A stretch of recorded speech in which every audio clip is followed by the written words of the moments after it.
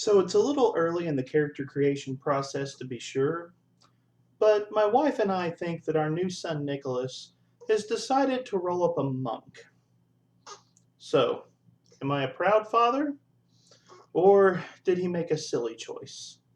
Well, today we are going to be ranking all 12 classes in the Pathfinder 2nd Edition Core Rulebook on this episode of the Local Disaster Tour Guide.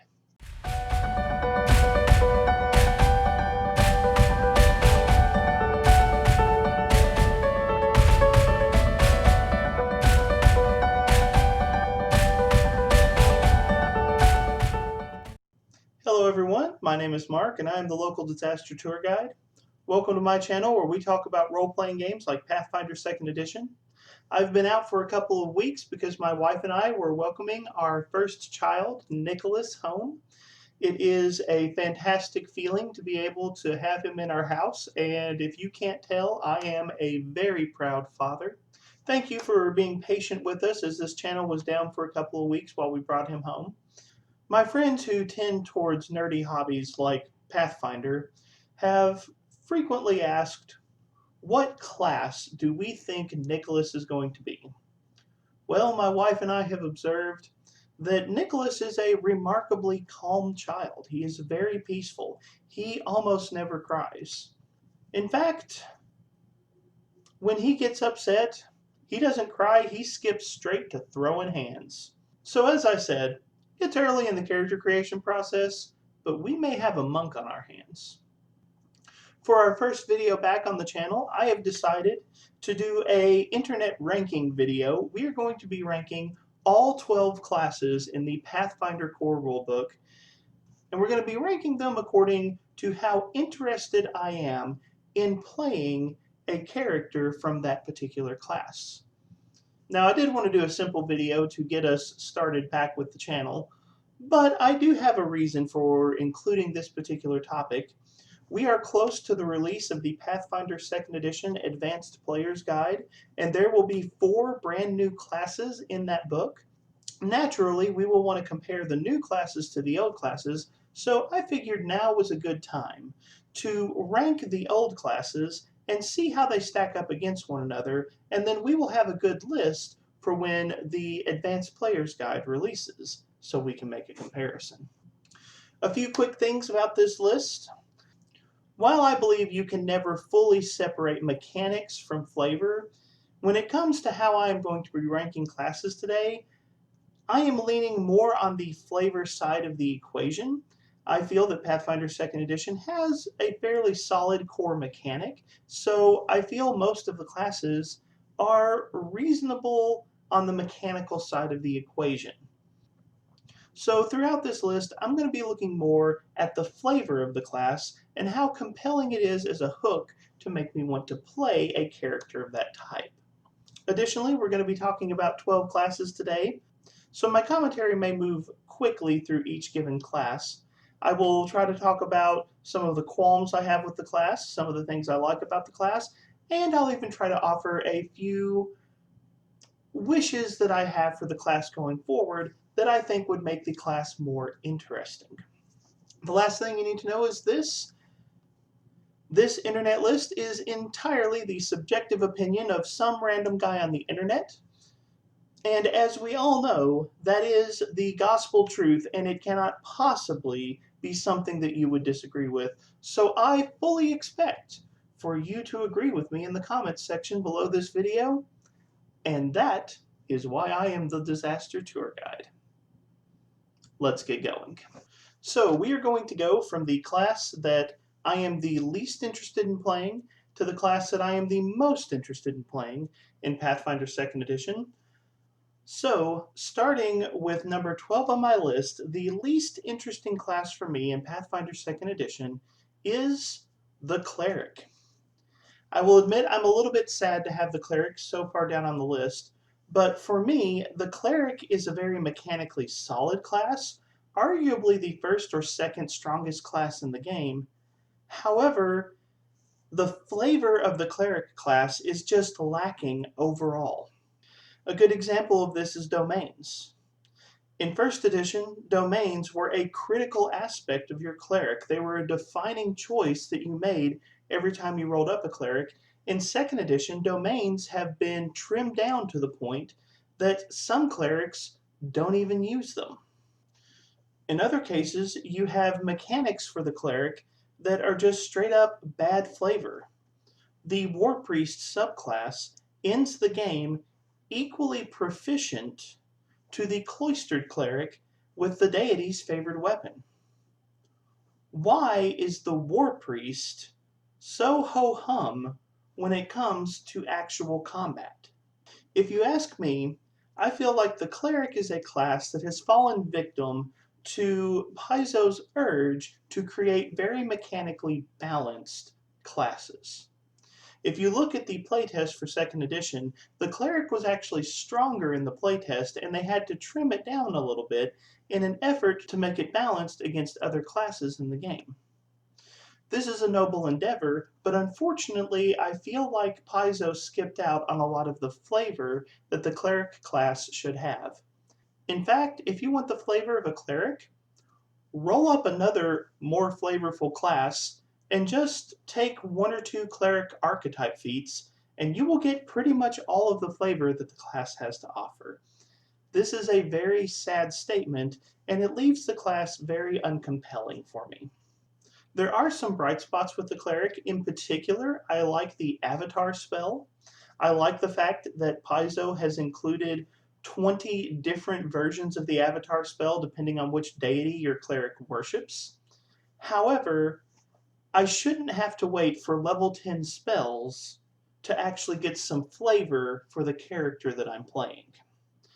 I will admit, the release of Lost Omens, Gods and Magic has improved the cleric some in my eyes, but I still feel like this is a class that has a long way to go to live up to the potential that this class has.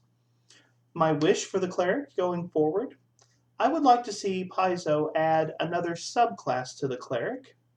I would like them to make the first edition Inquisitor into a cleric subclass because I believe that the judgment ability from the Inquisitor would be a perfect, flavorful fit for the cleric class and would make it a lot better going forward. For number 11 on my list, this is another class that I am a little bit sad to have so far down, but I have to put the Fighter as number 11 on my list. The Fighter, in my opinion, really suffers from the lack of specific subclasses available during character creation. Paizo has actually said that the Fighter is one of two classes where they deliberately didn't include subclasses, and in my opinion, it really hurts the Fighter.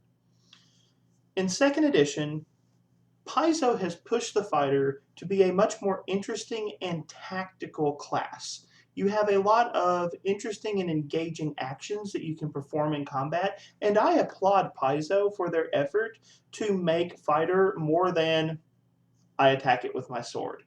That is a good change. However, I really feel like Paizo fixed the wrong problem with the Fighter class. In my mind, for several editions now, the problem with the Fighter is that it is too generic of a class. The Barbarian, the Ranger, the Champion or Paladin in previous editions, those martial archetypes are very clear and defined, while the Fighter is very vague and generalized, making it far less engaging as a character concept. Personally, I wish that Paizo had done away with the class name Fighter entirely and replaced it with something a little bit easier to latch onto, such as Soldier. On top of that, I wish that the Fighter class had been given clearly defined subclasses. That would go a long way in hooking me into particular character concepts. Imagine a soldier concept such as officer or conscript. You have very interesting character archetypes you could play with there. Or you could define characters based on their role in the military, such as infantry, cavalry, or siege engineer. There are a lot of things that they could have done to keep the mechanical complexity of the Fighter class while also offering very engaging archetypes and concepts that you could play. I feel like Paizo has tried to paint a very intricate picture of a martial character using some of the blandest colors available, and I think it's a disservice to the class. However, there is a bright spot for the fighter compared to other classes, and going forward, this is probably going to be the solution to making the fighter more interesting. That is archetypes. Paizo's creation of archetypes as their new multi-classing system was a golden choice. I've seen a lot of people talk about how wonderful this choice is. I'm not going to dive too deep into why I love archetypes right now, but I will say that of all of the classes in 2E, Fighter is best positioned to take advantage of the archetype system.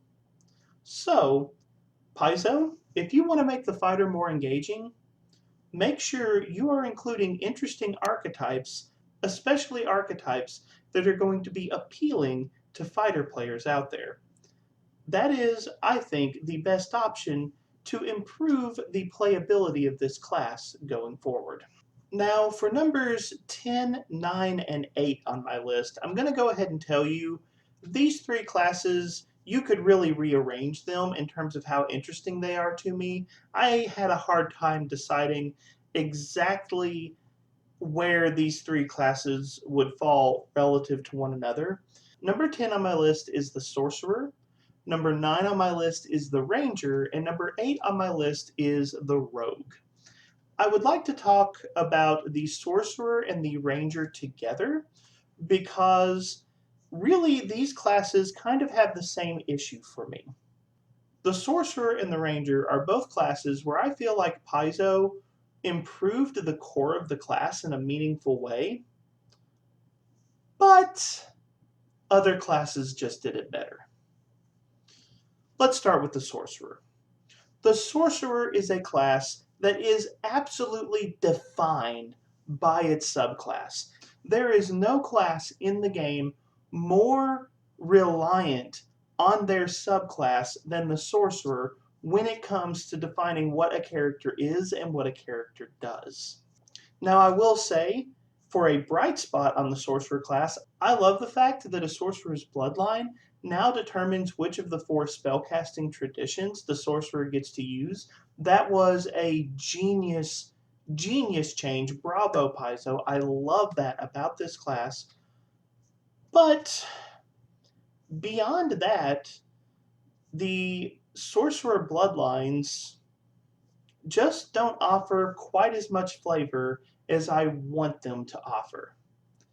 In fact, if you wanted to do a direct comparison, there is a lot of overlap between the Sorcerer Draconic bloodlines and the Barbarian Draconic instincts.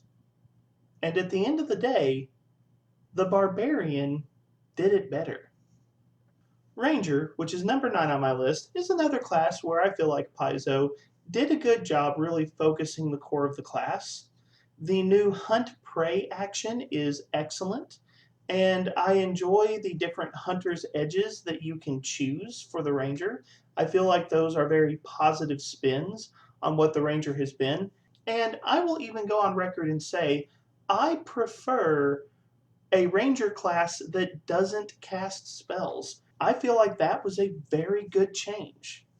However, at the end of the day, the Ranger just didn't quite get there for me. I always found myself wanting a little bit more with the Ranger class. A good comparison here is the Monk in Pathfinder 2E. With the Monk, they also took a hard look at the core of the class and redefined the class, but with the Monk, I feel like they just did a better job getting at what the class is supposed to be in terms of mechanics and flavor. So the Sorcerer and Ranger are good, I just feel like there should be more there. Wish list going forward for the Sorcerer class? Well, more interesting bloodlines is definitely a necessity here, but also as a general commentary, most of the spellcasting classes in this game feel like they have the basic options covered right now. I'm really looking for some more interested and varied mechanical options for casters across the board, and I think adding those options to the game will help the Sorcerer class. For the Ranger class, I have a specific thing that I would absolutely love to see. I wish there was a variation of the Ranger that could use Wisdom as its key attribute. Some classes in 2E get a choice of which attribute they want to use as their key attribute, and I would love to see a martial class that actually uses Wisdom as its key attribute, or at least has that option. And I think Ranger is the right place to do that. So going forward, I would like to see Paizo offer a variation of the Ranger that really builds off of and plays with using Wisdom as its core attribute. I think that would be extremely interesting and add a lot of flavor to the class. As for number 8 on my list, the Rogue, you could say it's impressive that the Rogue actually made it this far up my list. If you've seen some of my other videos, you know that Rogue is actually one of my least favorite character archetypes in general. I typically do not enjoy playing rogues, so this class was already at something of a disadvantage for me. And on top of that, when Paizo was playtesting 2nd edition, they introduced a concept that I was very wary of: skill feats. Typically, I am opposed to locking access to certain actions behind skill feats or other choices in a game. I believe every character should be able to roll it, and certain characters are just going to be a lot more likely to succeed. In 2nd edition, the Rogue class is definitely the skill monkey class, and they focus in on skills and skill feats. Here you have a class that is already an archetype that I tend to avoid, being combined with a mechanic that I'm not a big fan of in most games. And I have to say, Paizo did a good job here. This is not my cup of tea. This is not really the area of fantasy role-playing that I like, but I have to say that Paizo has actually walked a good line and created a good set of rules. I feel like the Rogue is a very positive class, and I even think that the skill feats are reasonably well done. Bravo, Paizo. You did a better job with the Rogue than I thought you were going to do. If there is one thing that I really love about the Rogue class in 2E, it's that I feel like Rogue is the most new player friendly of all of the classes in the core rulebook. If you have someone who has never played an RPG before, Rogue might be a very good class to start them with. The tactical options for the class are fairly straightforward and easy to understand. And I like the fact that the class focuses more on gaming the skill side of the equation rather than the combat side of the equation. For a new player, it's really nice that they are allowed to shine in a skill scenario, which doesn't require nearly as rapid of a response time. I think this is a positive design decision, and I have seen a few new role players respond very well to the Rogue in Pathfinder 2E. So again, not my cup of tea, but it is a good cup of tea nonetheless. As for my wish list for the Rogue class moving forward, there is a simple wish here. Paizo, you've already made the Rogue more interesting and accessible.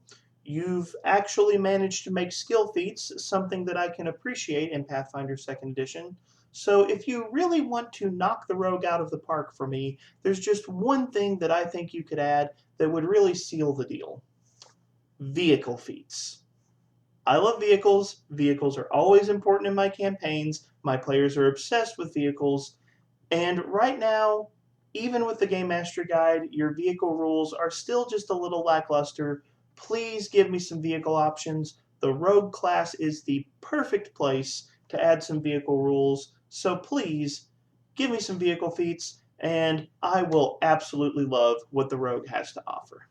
So now we come to number 7 on my list, and oh boy, I get to talk about the Bard. The Bard class, Pathfinder 2nd Edition, you are something. When I was originally trying to write out this list, when I was originally trying to decide exactly where every class would go, the Bard was the class that was the most all over the place. At one point, it was as high as number 4 on the list. At one point, it was as low as number 11 on the list. I just had a hard time pinning down exactly what I thought about the Bard. There are some things I love about the Bard, and there are some things that really make me scratch my head. If you've seen some of my other videos, you know that I absolutely love the fact that occult magic is now a core tradition in the Pathfinder role-playing game. That is a very good change. I am very happy that they are including occult magic from the word go. Bravo, Paizo, good job. I just don't know if Bard was the right class to carry the torch for occult magic. In 1st edition, you had the witch, you had the psychic, the occultist, the medium. You had several classes that I think would feel a lot more comfortable in this role. I almost wish you would use one of those classes rather than the Bard as the way to make occult magic a core pillar or a core tradition of magic in your game. It's just a weird fit. Do all bards make pacts with Cthulhu for their mad skills on the lute? I need to know this now. Personally, what I wish that they had done with the bard is what they did with the paladin. From 1st edition to 2nd edition, the paladin became a subclass of the champion class. That was an excellent choice for the champion, and it really broadened the horizons of the class in an intelligent and meaningful way, and I feel like they could have done the same thing with the bard. If they wanted to make occult magic a core part of the game, I wish that they had come up with some other larger class to be the core occult tradition, and then let Bard actually be a subclass for that larger class archetype. Basically, make the Bard the Maestro subclass for the Bard, and use something else as your big picture. That, I feel, would have been a much more comfortable thing for me and would have made the mechanics to flavor of this class a lot more solid and a lot more engaging. As it is, it's just weird and it kind of leaves the Bard all over the place in my mind. In general, occult magic is a very interesting tradition. I like the inclusion, and I do think that the Bard class is naturally going to become more engaging as this game develops.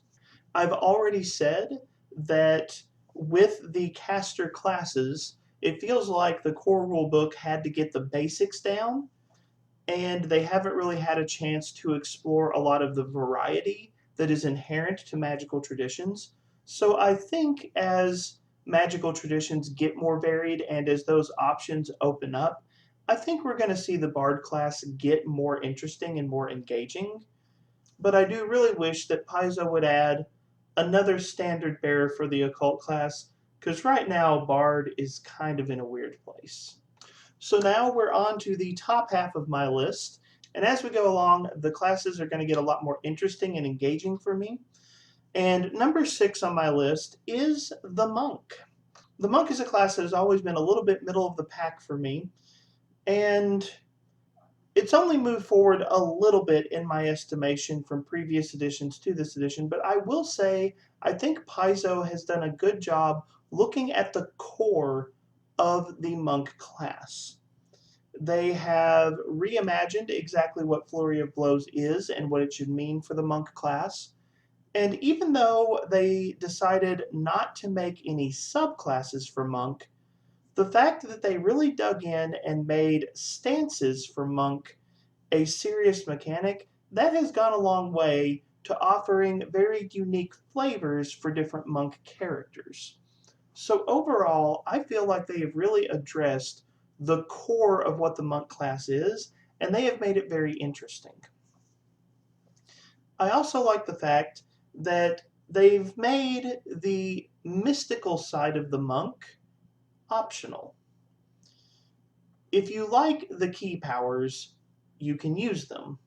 But if you want to focus on a purely physical combatant, you have that option. They've divvied out the different aspects of the class where you can really build a character that matches what you imagine in your mind. I think this is a very positive thing for the class. Honestly, I don't have a lot of complaints here. Even the lack of subclasses isn't a very big deal for me because of how well they have done dividing out the different sections of what a monk can or should be. I do, however, have a few small wishes that I would like to add. Now, one of my wishes, I already know the Advanced Player's Guide is going to address this. I would like to see Pathfinder 2nd Edition's take on the drunken martial arts style. I know that that's coming out in the Advanced Player's Guide, so that's a little bit of a cheap wish to throw out there. So let me say this. If there is one element of the monk class that I feel is poorly developed, it's the monastic weaponry. There is literally only 1 feat for monastic weaponry in the monk class. This is really an aspect of monk characters I would like to see explored because there are so many interesting monk weapons out there. I feel like there's a lot of good options that just aren't being used right now. So Paizo, going forward, if you could build on monastic weaponry for monks, I think that would make the class a lot more interesting. Next up is number 5 on my list, and if we were going solely on most improved from previous editions to this edition's, number 5 on my list might actually be a little bit higher. However, it is still a very, very solid entry, and that is the champion class. There are several things that have changed in 2nd edition, and the champion is a class that benefits from these particular changes more than other classes. One of them is the concept of morality or codes of conduct. Alignment has always been a controversial and hotly debated topic in fantasy role-playing. You understand why it's there, but it also causes a ton of fights, and the Paladin Code of Conduct in particular has been a very contentious item for a very long time. Now, there are plenty of classes in the game that have a code of conduct. Druid and Clerics obviously have them as well. But the Paladin class has been a particular sticking point. Well,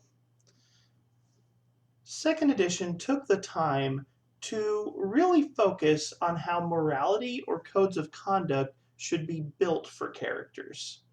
You no longer just have a list of rules, you have a ranked list of rules with a very clear delineation of how those rules apply to your character.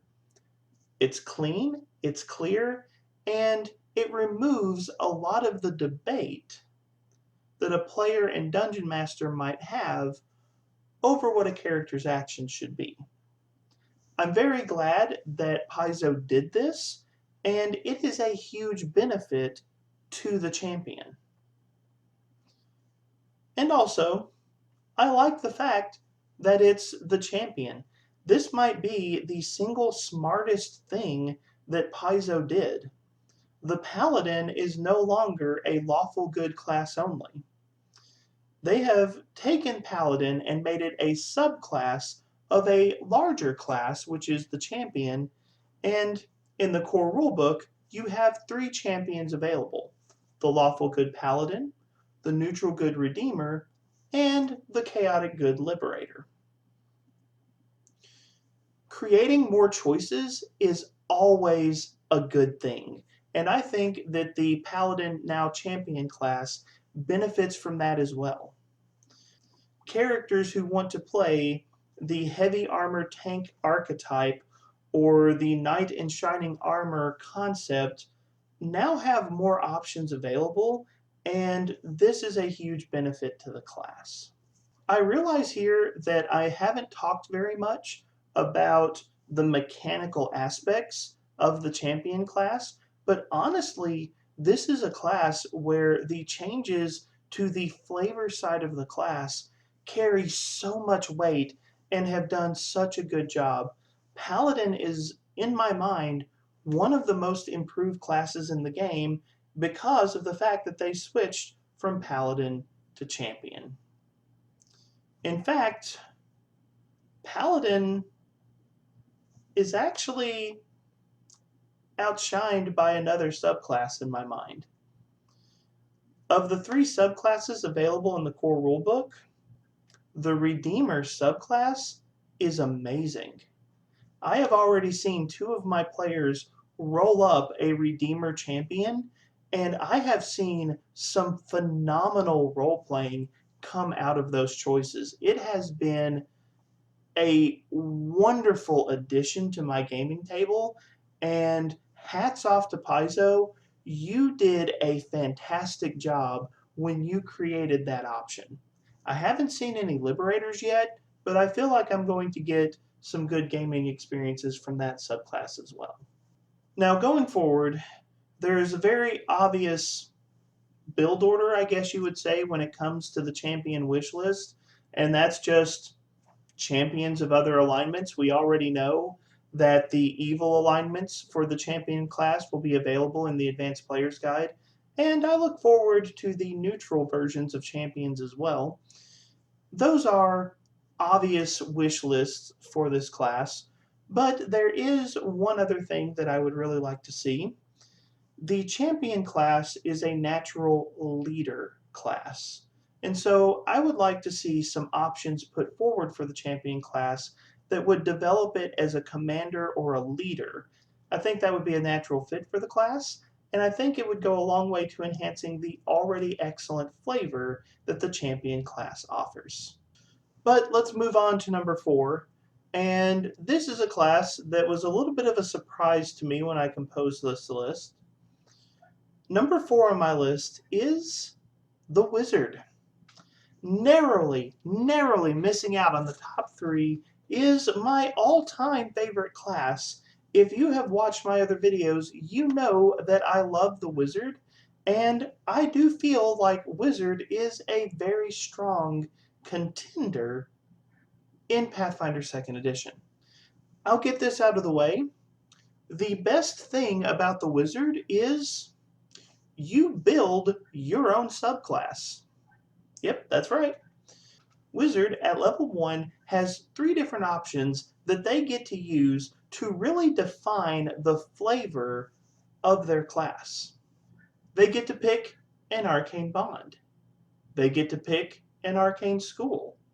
And new to 2nd edition, they get to write an arcane thesis. Let me just say, getting to pick out the pretentious, overly complex title of the paper that I wrote when I graduated wizard school, please. I love this. This is amazing. I may be the only person in the history of gaming that thinks this is a good option, but the arcane thesis just, that is a pure flavor win. And I love the fact that with your arcane bond, your arcane school, your arcane thesis, you have different options under all of those categories, and you get to combine them into a very unique portrayal of what the wizard class is.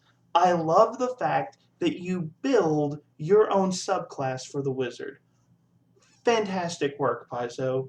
This is incredible character flavor out of the gate at level 1.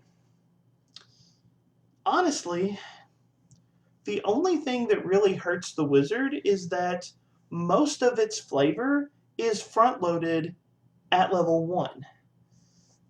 you don't get as much flavor as you progress through the higher levels.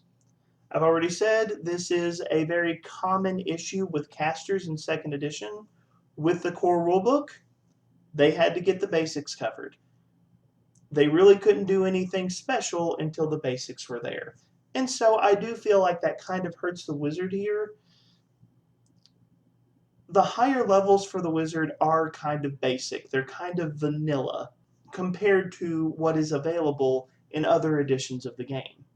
I do think Paizo will get there. I do think that those other flavorful, varied options for casters are coming. And I think every caster class will benefit when those things arrive.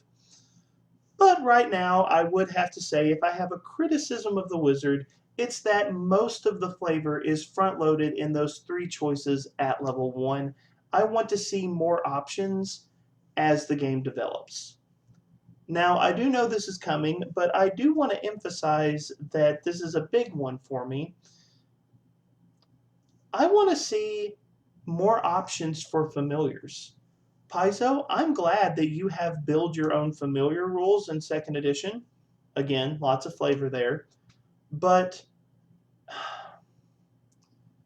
right now, the options are, again, kind of vanilla. I want to see more. So going forward, I know you've got some more coming in the Advanced Player's Guide. You probably have some other options down the road, but Paizo, please bring me some interesting and unique options for familiars. It's going to benefit the wizard class immensely, and it's also going to benefit some of the other classes that draw on familiar rules as well. Wizards, solid class, but you need more at higher levels if you want to break into the top 3 for me. So that brings us to the top 3, the cream of the crop, if you will, on classes in the Pathfinder 2nd Edition Core Rulebook. There were some good options, and even on the last 3, I will admit, I had to spend some time really thinking about which class really deserved which spot. But for number 3 on my list, I have to give it to the Barbarian. The reason the Barbarian is so high on my list is because the Barbarian is the class where Paizo has really shown how to do subclasses well. And the ironic thing is, Barbarian is honestly the class where you probably need subclasses the least. If you're looking for a flavorful character, Barbarian is very flavorful. There are a lot of well-known tropes that fall under the Barbarian class. If you are looking for a lot of flavor, Barbarian is a natural place to go to. In fact, one of the subclasses for the Barbarian is the Fury subclass, which might as well be labeled the I don't need a subclass. But the thing is, even though Barbarians didn't need subclasses, Paizo has delivered excellent subclasses. I am extremely impressed by the quality of the subclasses that have been created for the Barbarian, to the point that the Fury Barbarian is actually the version of the Barbarian I am least interested in playing. That says something. Now currently, there are 4 other subclasses of Barbarians. You have the Spirit Instinct, you have the Giant Instinct, you have the Animal Instinct, and you have the Draconic Instinct. And I could spend some time talking about all of them, but one of the things that really jumps out to me about Barbarians in Pathfinder 2nd Edition is they really went overboard with subclasses. I honestly feel like the joke on this class is, yo, I heard you like subclasses, I gave you subclasses. I mean, they went berserk. Under the animal instinct for barbarians, you have 10 different options, and all 10 of those options are flavorful enough that they would feel distinct from one another in a game. But I think the subclass that really takes the cake here is the draconic instinct for barbarians. There are 10 versions of the Draconic Instinct for Barbarians, corresponding to the 10 major flavors of dragon in Pathfinder 2nd Edition. Fairly standard. But it comes with an important note. You see, earlier on Champion, I talked about anathemas and edicts and the changes to the morality system in Pathfinder 2nd Edition. Well, Barbarian gets to benefit from this. Each instinct comes with anathemas and edicts that are associated with that particular instinct. For the Draconic Instinct, you have an option. You can honor and revere a particular type of dragon, or you can be dedicated to exterminating a particular type of dragon. And I think this is amazing. If you really stop and think about those two sentences, it does something phenomenal. You have two very different archetypes there. You have the honor guard for a dragon, or possibly a servant to a dragon, up against literally a dragon slayer. Mechanically, both of those classes get the exact same bonuses. The numbers don't change, but that simple change in anathema and edict creates very different characters. And I love that about the Barbarian class. So I have to say, Barbarian class, it takes the number 3 spot on my list specifically because Barbarian is the class that shows how to do subclasses well. Barbarian didn't need subclasses, but it got subclasses and subclasses for the subclasses. They showed how to create a ton of variety in a single class. Fantastic work, number 3. I am going to do wish lists. It's a little bit harder to do wish lists the further up the chain you go, but I will say there is a particular thing that I would like to see with the Barbarian class.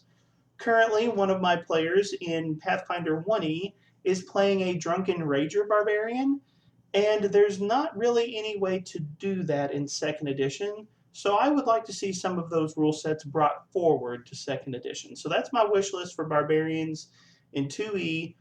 Give me the Drunken Rager, but other than that, fantastic job with the Barbarian. Definitely number 3. So now we're at number 2.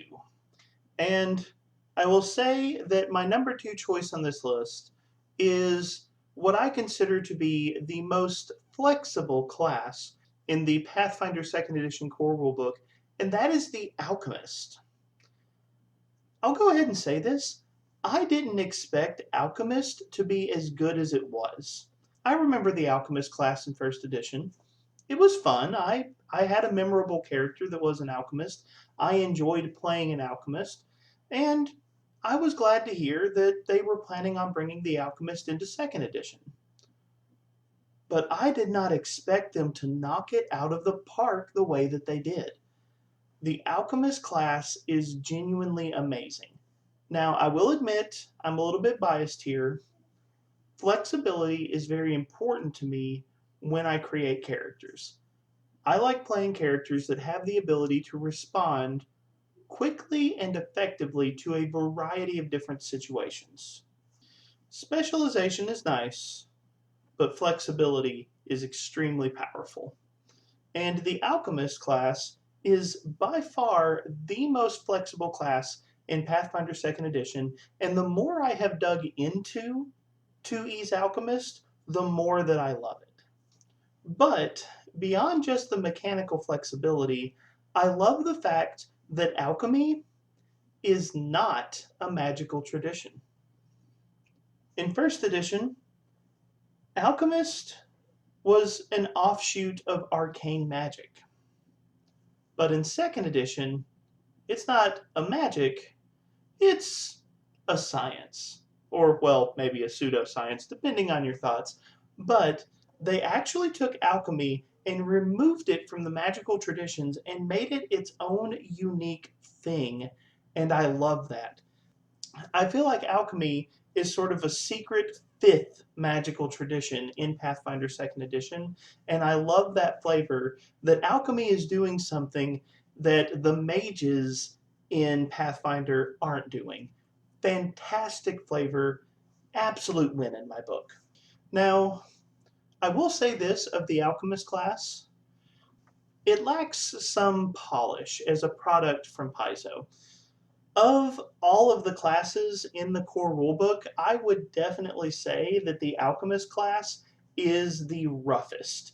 It's got the most notable and obvious moments where things are just not quite finished up. For example, there's a level 18 feat that requires you to use a level 19 item that you can't make until level 19. Now, there are several easy fixes to that problem, but there's definitely a lack of polish there. There's several moments in the Alchemist class where this shows up. In fact, in the errata for the core rulebook, the Alchemist gets the most significant points of errata of all of the classes. But lack of polish aside, I really, really love what Paizo has done. They have developed a class that is immensely flexible, that is doing something unique mechanically from every other class in the game, and they have given it such a wonderful feel that it is a very, very compelling class for me. Now, they have already done a lot with Alchemist, and given how flexible the class is, it may seem strange to even try to come up with a wish list for the Alchemist class, but there are some things that they can do to broaden the scope of the Alchemist and make it a more interesting class. One of the things that's coming in the Advanced Player's Guide is they're adding, I believe it's called the Toxicologist, but basically the Poisoner subclass.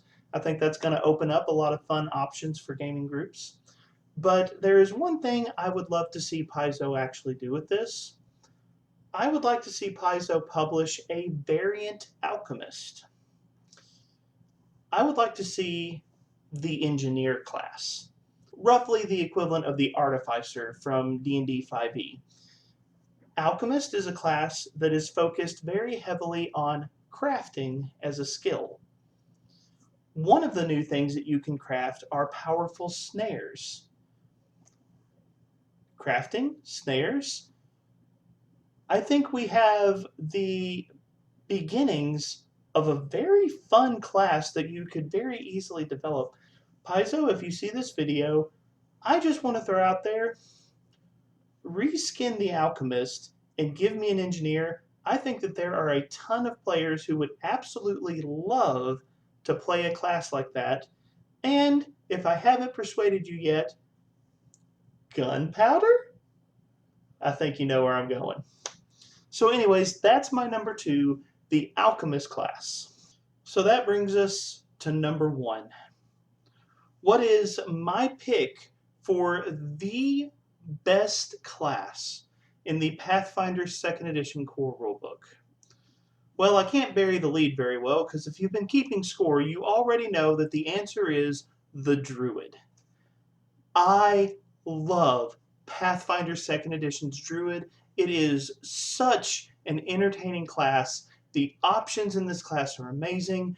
I am just blown out of the water by what Paizo brought to the table with the 2E Druid. Fantastic work. The Druid is a convergence of almost everything that I love about Pathfinder 2nd Edition. If you've watched my other videos, I love the fact that Paizo went from 2 magical traditions, Arcane and Divine, to 4 magical traditions, Arcane, Divine, Occult, and Primal. Druid is the core class that exemplifies primal magic. And first off, absolutely love primal magic. That is a category that needed to happen, so bravo there. And Druid needed its own type of magic, so again, fantastic correlation. This was a wonderful change that the Druid fully encapsulates for the 2E magical system. And Druid also benefits from the Anathema Edict changes that we've talked about on several of the other classes. They have taken the Druid Code of Conduct and made it easier to understand, more applicable to the game world, and also more interesting to the characters that you're going to play.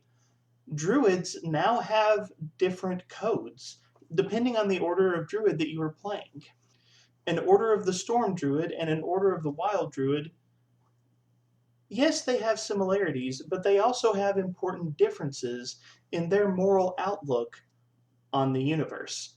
I love this for Druids. So again, solid point. It's one of the best things about Pathfinder 2nd Edition, and the Druid class is showing us that.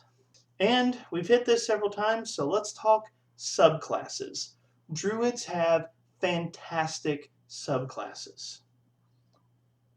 You have a subclass for Animal Companion. You have a subclass for Wild Shape. You have a subclass for the Storm Druid. You have a subclass for the Plant Druid. You have very distinct and different types of Druids, and yet at the same time, they all have potent choices associated with them. The Druid class really just brings out some of the best things about the subclass system that Pathfinder 2nd Edition uses. I feel like if you wanted to ask which class best encapsulates what is good about Pathfinder 2nd Edition, I think Druid is the class for that. And it's just worth noting, I love Blaster Casters. Blaster Caster is pretty much my favorite thing in the world to play, and Druids are Blaster Casters now, so that put a lot of bonus points in the Druid pile for me. However, it is not the fact that Druids can cast Lightning Bolt and Fireball that just put them over the top. There is a standout spell for Druids. There is a spell so obvious that I am amazed I never realized its necessity until Paizo Publishing brought this to the table.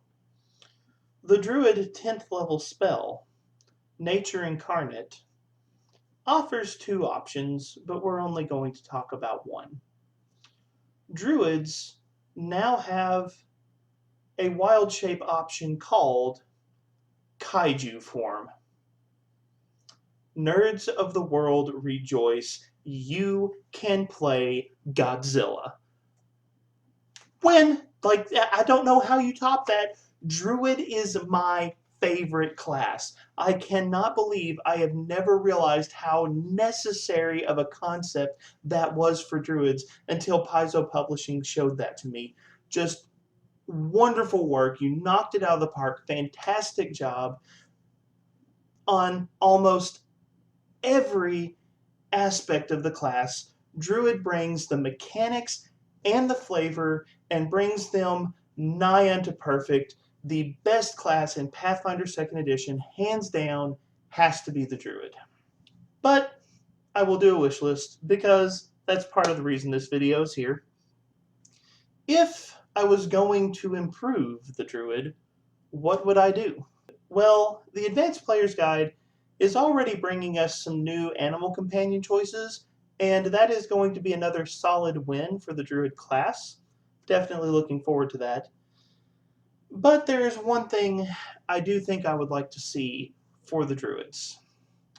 Paizo, I get that Leshies are popular, and I do think that they are a nice addition to the game.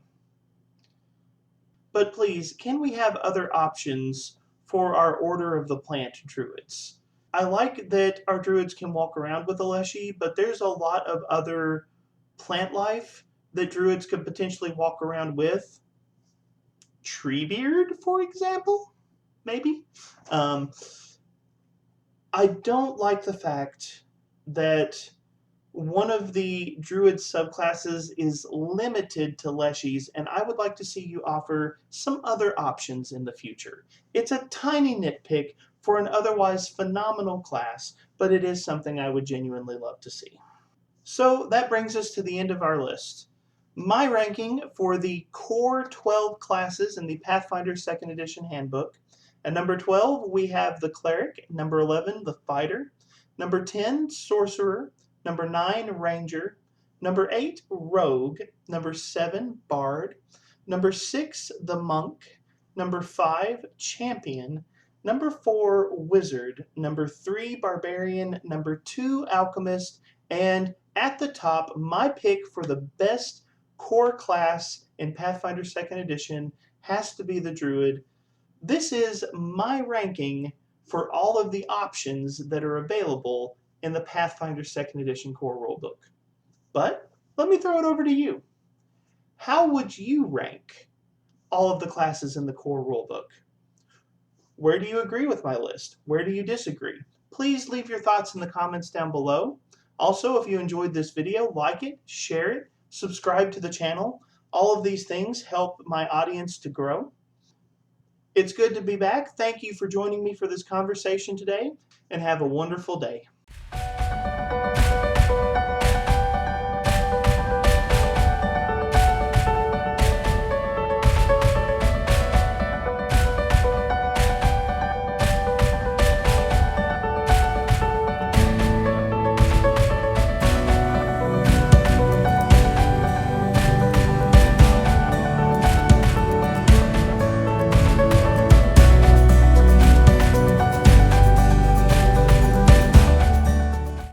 Hello everyone, this is Mark with the post-credits volunteer shout-out. As you all know, I serve as a chaplain and volunteer coordinator at my day job, and I get to see the real-world impact of volunteers every single day. I know that volunteers make a difference, and I want to encourage you to look for opportunities to volunteer and to impact the world around you. Today, I would like to give a shout-out to an online tool that is currently a huge benefit to my family, mealtrain.com. Mealtrain.com is not a nonprofit organization, but they provide a service that is extremely impactful for families that are coming out of serious situations. As I shared earlier in this video, last week my son Nicholas was born, and we had a number of people that were reaching out to us and saying, hey, we want to do something for you and your wife and your son when you come home. Can we cook you a meal? And I had so many people asking to cook a meal for us that I actually went and signed up for mealtrain.com.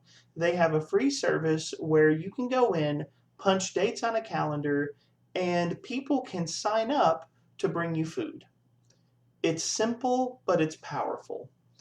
When people are coming out of difficult situations, like a surgery or a major medical problem, often something as simple as providing a meal can go a long way to bringing stability and hope to people who are in that situation. So if someone close to you is in need of simple practical help like that, let me encourage you to consider mealtrain.com. It's a great way to bring a community together to help a family in need. There are some paid services as well on mealtrain.com. I think it includes things like help cleaning around the house and stuff like that. You can schedule people to come in and do practical care kinds of things. I haven't used any of the paid services, so I can't speak specifically to those things. But I can say if you're looking for a way to organize helpers for a family in need, mealtrain.com could be an excellent resource for you.